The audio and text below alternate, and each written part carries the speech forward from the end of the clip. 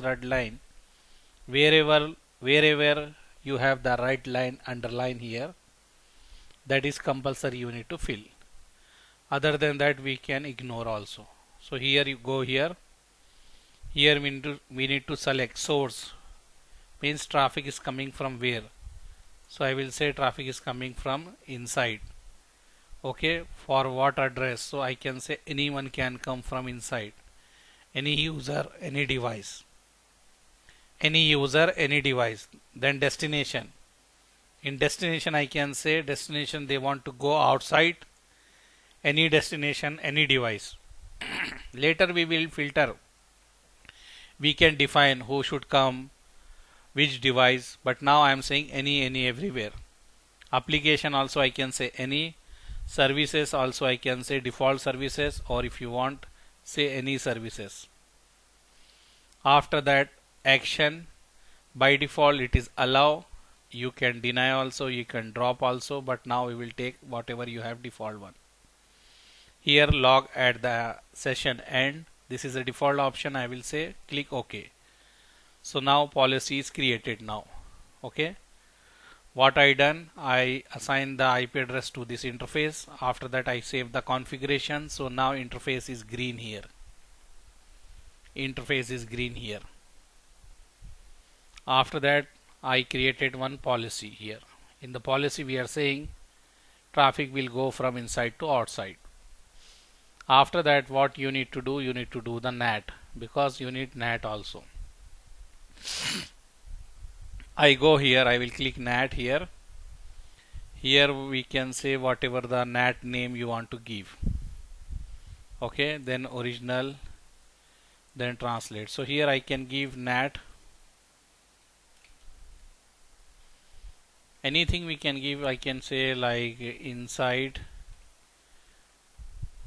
to outside, we can give anything, any name we can give.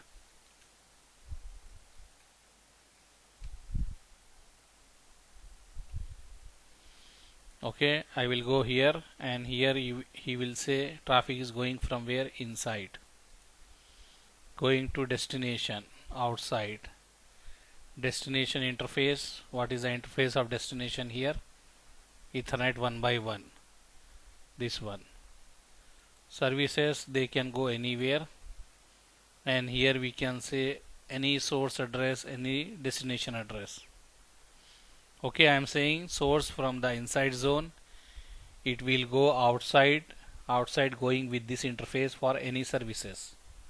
Then translate, you can go here, you can say dynamic IP port and translate interface, use this interface, whatever interface is going outside here.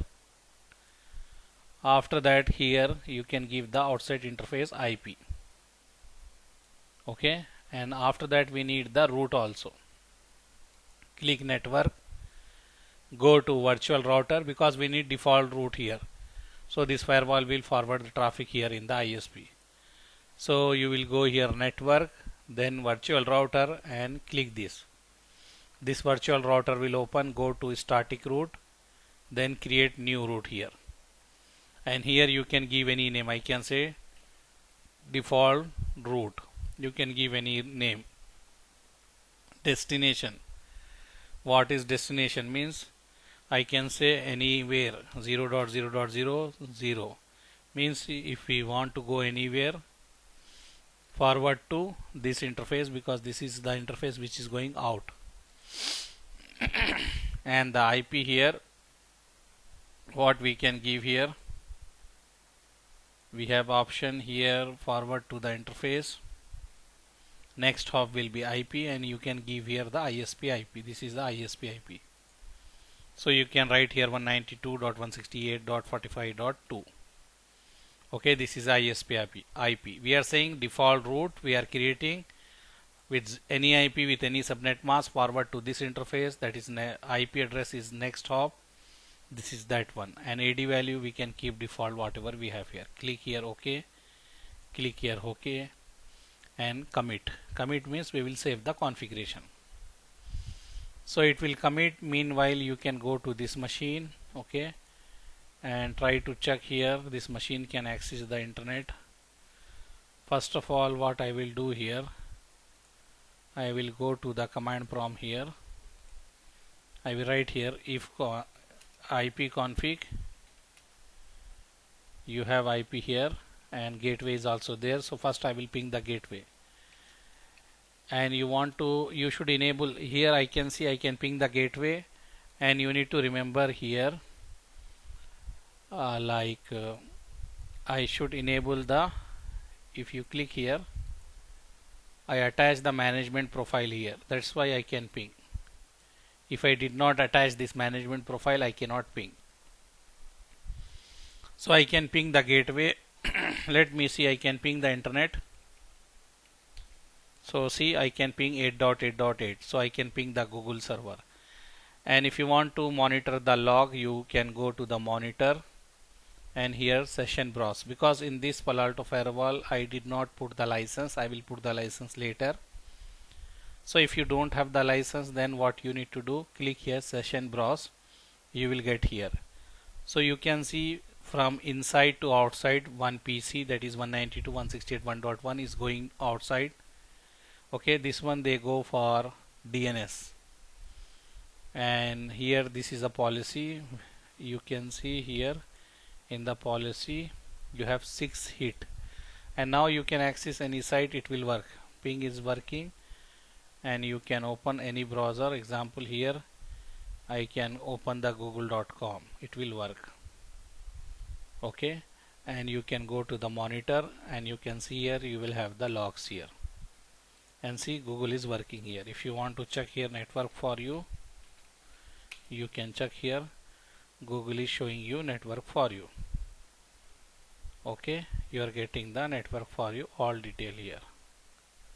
So our internet is working. If you type here youtube.com, you can see here youtube.com will also open here.